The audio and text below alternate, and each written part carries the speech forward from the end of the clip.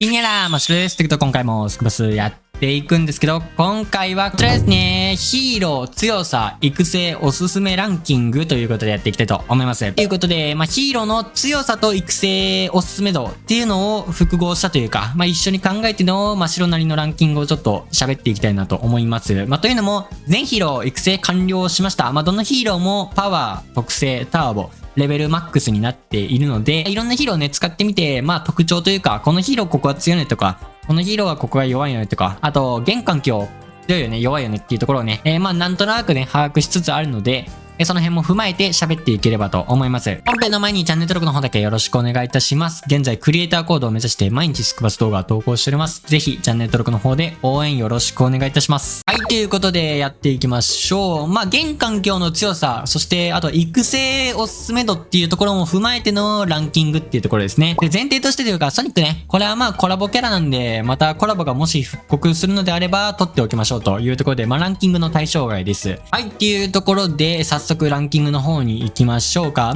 1位からね、紹介していきたいと思います。ということで、ランキング第1位は、はい、アーチャークイーンということで、強いね。もうシンプルに強さっていうのは評価してます。で、スパイク環境っていうところなんだけど、とはいえ、結局強いのはアーチャークイーンだよね。スパイクにめっちゃ目向けられてるけど、なんやかんや、スクワットリーグとかにおいては、アチャクイが一番使いやすくて強くてっていうのが今の環境じゃないんでしょうか。特に特別相性悪いヒーローもいないよね。スパイクに捕まったりとか、ロアキンに飲み込まれたりっていうのはあるんだけど、とはいえ、攻めるタイミングとか立ち回りとかを意識しておけば別に怖くはないっていうところなんでね。X タイプ3発でロアキンも消せるし、スパイクも大体消せるしっていうところがあるので、なんやかんや強いのはアーチャークイーンでしょうっていうところですね。特性のところもやっぱ強くて、そもそも火力が高いホットシューターに攻撃速度のボーナスを乗せれたりとか、体力が低いのが弱点なホットシューターに体力バフが乗せれたりとかっていうね、強さもあったりして、弱いとこないよね。で、足の速さも、3番目くらいなのかな、ヒーロー全体でいくと。それくらいの速さだと思うので、マックスレオンさえ積んでおけば別に不満のないヒーローっていうところですね。はい。で、体力も8500度、地味に高いんだよね。8500って地味に高い方だと思うので、ほんとね、バランスも取れてる。なのに火力は超出せれる。っていうところで誰でも使いやすい。X スナイプ当てるのを慣れるか慣れないかっていうだけですね。慣れればそんな難しいヒーローではないので、そういったところで、結局アチャクになるのかなと。で、1位に持ってきた理由としては、大きいのはやっぱね、最初、スクエスを始めて、アーチャクインかバーバリアンキングかどっちか選んでくださいっていうところで、無料でね、アーチャクイをもらっている人も多いかと思うので、ちゃんとアーチャクイ育成するのはおすすめだよというところも踏まえての1位になっています。っていうところで、弱体化もね、来るのかな、来そうではあるんだけど、来るとしたらどこがいじられるんだろうっていうところで、極端に足が遅くなったり、極端に X テープの火力が下がったりすると、ちょっと弱くなるかなとは思いますので、そこだけ注意ポイントかなとは思いますが、それ以外の HP がちょっと下がったりとか、この特性のバフ、特性のバフもでかいんだけどね、この辺がちょっと下がるくらいとかね、だとそんなに、変わんないかなとは思います。そもそもやっぱホットシューターの火力高いので、アチャクイ自身の体力だったり、アチャクイ自身の火力が下がったりとかだと、そんなに変わんないと思います。はい、っていうところで、目立った下方修正もなんかこなせそうっていうのも踏まえての1位になっています。ということで、第2位は、ハイスパイク。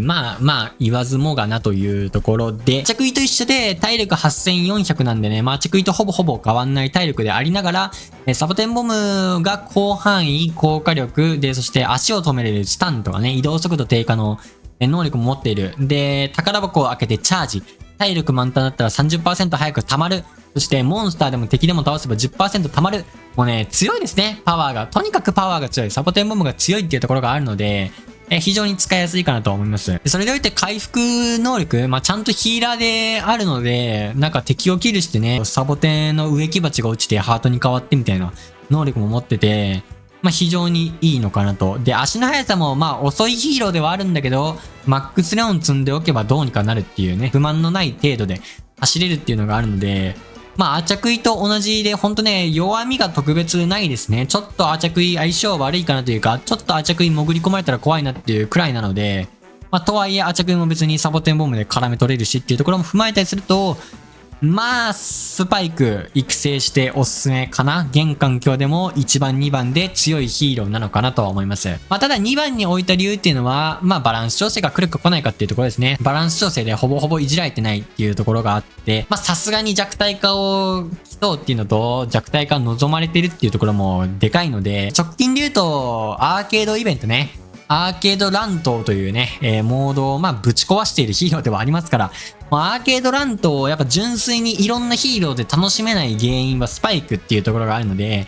そういったところも踏まえたり、あと蝶々集めイベント、ああいうところにおいてはね、スパイクめっちゃ便利だなとは思うんだけど、やっぱりね、この、スパイク、イベント全部スパイクで頼り切ってっていうところはね、面白みに欠けるよね。いろんなヒーロー使って攻略法を編み出してっていうのも、ゲームの一つの楽しみだと思うし、最初のうちはね、スパイク無双って言って楽しむけど、ちょっと遊び尽くしたら飽きちゃったなっていうか、他のヒーローでも試してみたいなとかはあるんだけど、スパイクが邪魔してっていうところもあったりするので、ゲームバランスを保つっていう意味ではそろそろバランス調整きそうかなと思います。注目ポイントはサボテンボムで、サボテンボムの火力がどうなるかとか、スタンがどうなるかとか、そういったところが注目ポイントかなと思いますが、ちょっと体力が下がったりとか、特性がいじられたとかだと、何にも変わんないかなと思うので、ほんとね、パワーの弱体化が来るか来ないかだけ注目ポイントではありますが、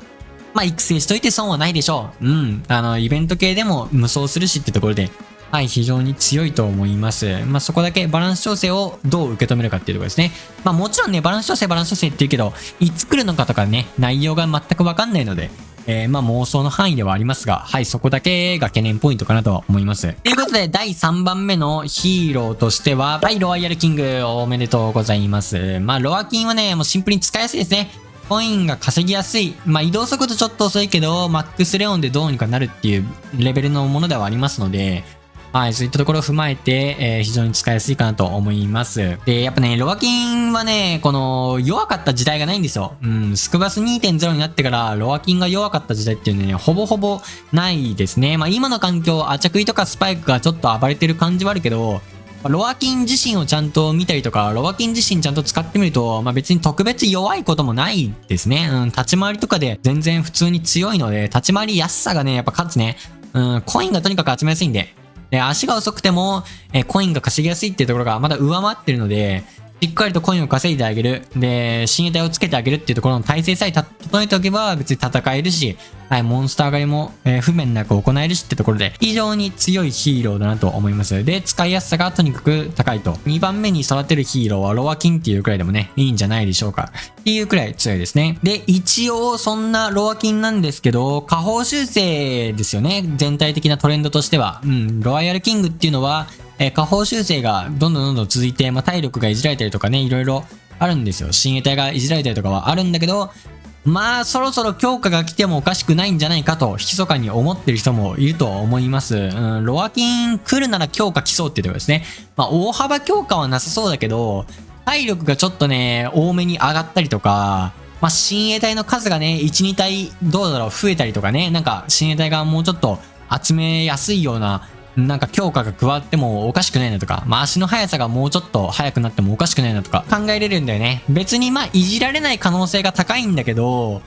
強化が来てもおかしくないし、弱体化が来てもおかしくないしってところでね、ちょっとわかんないですけど、別に驚かないっていうかね、弱体化されようが強化されようが驚かないっていう立ち位置なので、でもそういったところも踏まえて、第3位かなというところで、とにかく使いやすいのでおすすめでございます。特に育ててみても面白い人というのは、スパイクとかアチャクイを使ってる人ですね。スパイクとかアチャクイっていうのはパワーで戦っていくようなヒーロー、サボテンボムだったり、X タイプでまずは崩していくっていうヒーローだったりするので、ロアキンっていうのは逆に親衛隊とかサブキャラの力をしっかりと活かして戦っていくヒーロー。もちろんね、デリバリーとかもうまく使うんだけど、パワーというよりはしっかりとね、サブキャラの数を備えて親衛隊を揃えて戦っていくヒーローなんで、またちょっと違った、キャラクター、ヒーローになってるので、そういったところでね、今のスパイク、アチャクイ環境が変わったとしたら、次はね、ロアキンとかが強くなっていくような時代が来るかもしれないので、そういった視点からもおすすめの育成おすすめヒーローとはなっています。というところで第4位いきましょう。第4位は、モーティスですね。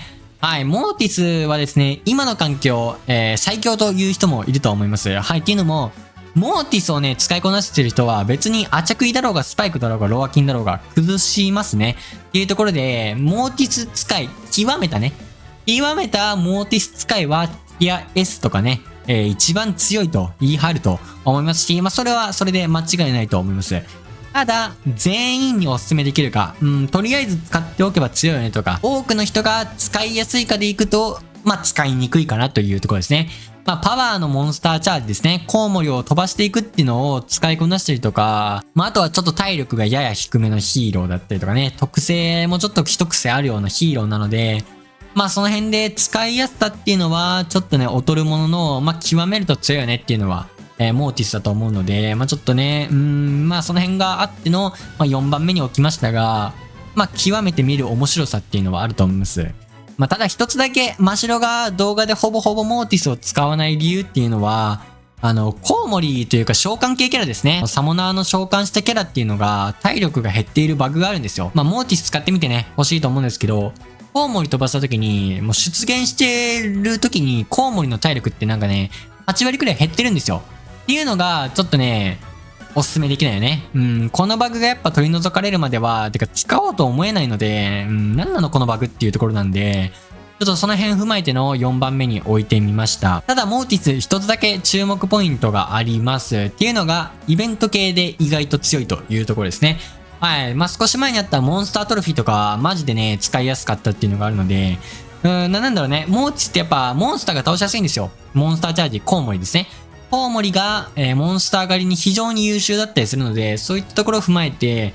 イベント系とかでね、意外と輝いてきたりするヒーローではあります。っていうところで、育成に余裕がある人、次育成どうしようかな、余裕があるなっていう人に関しては、モーティス、意外とおすすめ。イベント用として育成しておくのは、おすすめかなと思います。なんかね、思わぬところでモーティス輝いたりするんですよね。足が速いし、モンスター狩りがしやすいっていうのが、その強みだと思うので、そこでちょっと、またね、育成、重きを置いてみるっていうのも悪くないかと思いますので、はい、4番目に置かせていただきました。さあ、5番目。5番目におすすめのヒーローは、ペッカでございます。はい、おめでとうございます。新ヒーロー、ペッカということで、登場しましたが、そんなに強くなかったというところで、ペッカ使ってる人、今でもちょこちょこ見かけるけど、戦っててやっぱそんなに怖くないよね。なんかサブキャラだけ奪って、サブキャラ倒して、エメラルド稼いで逃げるっていうのを徹底すれば、別に足の遅いペッカに捕まることもないし、攻撃速度も遅いので、一撃もね、そんなに食らわずに、エメラルド稼ぎ逃げできるサブキャラだけ倒しておこうっていうので、なんやかんやね、ペッカ戦えるので、ペッカに対してそんなに怖くないっていうのが非常にでかいですね。ただ、やっぱ新ヒーローなので、強化は来そうなんでね。強化は来そうっていうところなんで、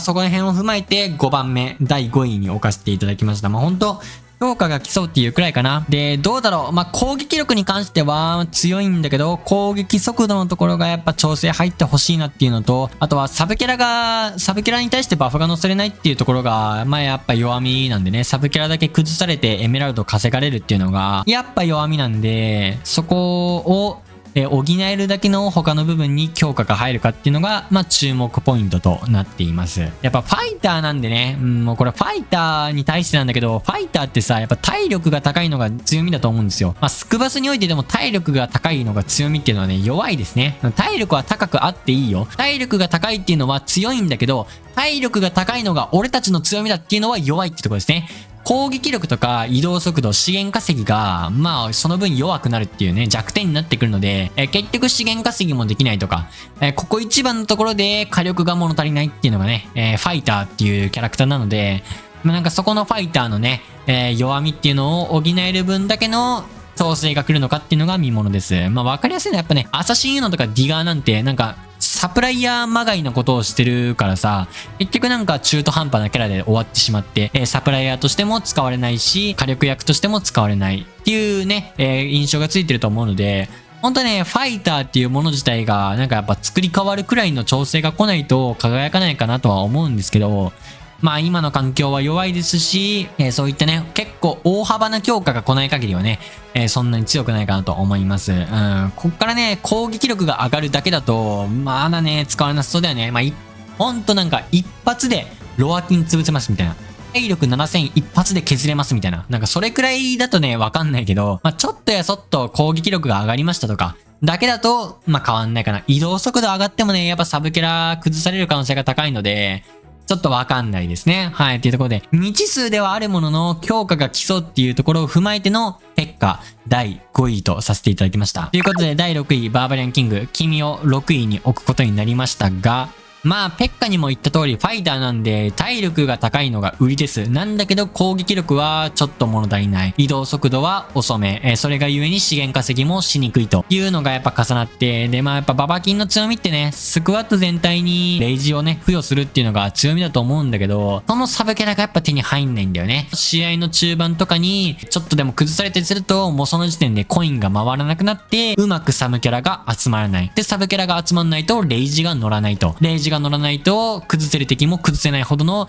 攻撃力の低さというね、ほんとね、使いにくいですね。ちょっとでもね、つつかれたりすると、マジでコイン回んなくなって弱いので、まあ、ババキンっていうのはね、まだまだ弱いのかなと、弱さが際立っての第6位ですね。強化が来るのか来ないかで言うと、ちょっと来なさそうなんだよね。まず一つ目の、来なさそうな理由っていうのは、この前強化もらってるんですよ。うん、攻撃力が上がったりとか、あと特性のね、レベル1とレベル5のところが大幅に強化受けたりして、まあこれもまたね、体力が上がるっていうところなんですけど、この前強化もらっているっていうのが非常に、まあ要素としてはでかいかなと思います。で、もう一つがやっぱね、新ヒーローペッカ。そっちにやっぱ注目受けてるので、まあペッカの方を強化して使ってもらいたいっていう、まあ運営さんのね、意図というか、まあそれは新ヒーロー使ってほしいよね。せっかくの新ヒーローなんで使ってほしいので、まあどうせファイター強化するならば、前回強化したバーバリアンキングよりも、まだ強化されてないし、ちょっと使われてないペッカの方を強化するっていうのはね、まあ、予想されるよねっていうところで、ちょっと強化が来なさそうかもしれないっていうところで、ペッカよりもね、1個下の順位に置きました。移動速度か、レイジのパーセンテージさえ強化が入れば、すぐね、強くなると思うんですよ。まあ、体力が高いので、特にアチャクイとかのね、X タイプでワンパンされることもなく、あとはバフですね。ファイターに対してのバフっていうのも、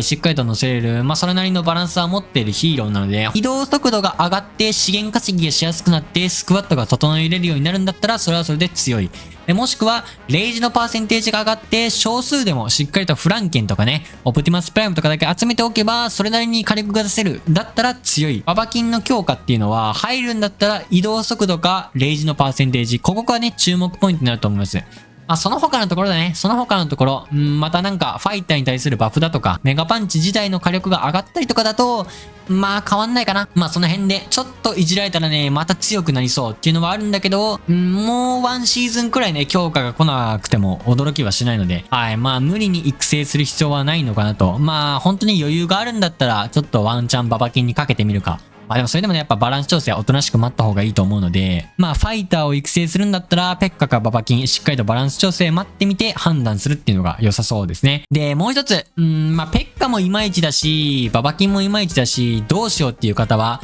はい、12月に来ます8ビットですね。8ビットという新ヒーローが、まあ、予定されているので、そこにちょっと貼っておくっていうのもありかなと思います。まあ、もうちょっと先なんでね、11月を挟んでの話なので、まあ、ヒーローポイントを貯める期間があるので、ちょこちょこまだ育成できてないヒーローに、ヒーローポイントを使いつつも、まあ3、4万ヒーローポイントは常に貯めておいて、8ビットが来たらすぐに強化できる、そういった体制をね、整えておくっていうのも非常にいいと思います。で、8ビットに関しては、まあね、まだ洗脳が出てないので、なんとも言えないですが、スパイクのようにめちゃめちゃ強いヒーローになるのか、それともペッカのように一旦使われないままになるのかっていうところが、注目ポイントだと思いますが、まあそこもちょっと視野に入れてね、まだヒーロー数体しか育成できてない人に関しては、8ビットを視野に入れつつ、次のバランス調整を待ちつつ、なんだけど、まあちょっとなんかモーティスとか意外と良さそうだなとかね、ロアキンとか意外と良さそうとか、面白いと思うので、ぜひ参考になればなと思います。はい、ということで、まあ全ヒーローね、強化できてるんで、ぜひこのキャラクターでこういったところを使ってみてくださいとか、なんかありましたら、ぜひコメントの方でさせていただきたいと思いますので、お待ちしております。はい。ということで今回はこんな感じで終わっております。よければ高評価、チャンネル登録お待ちしております。ではまた次の動画でお会いいたしましょう。バイバーイ。涙の色はエメラルドブルー宝石みたいに光ってる流れ星を見上げていたあの夜も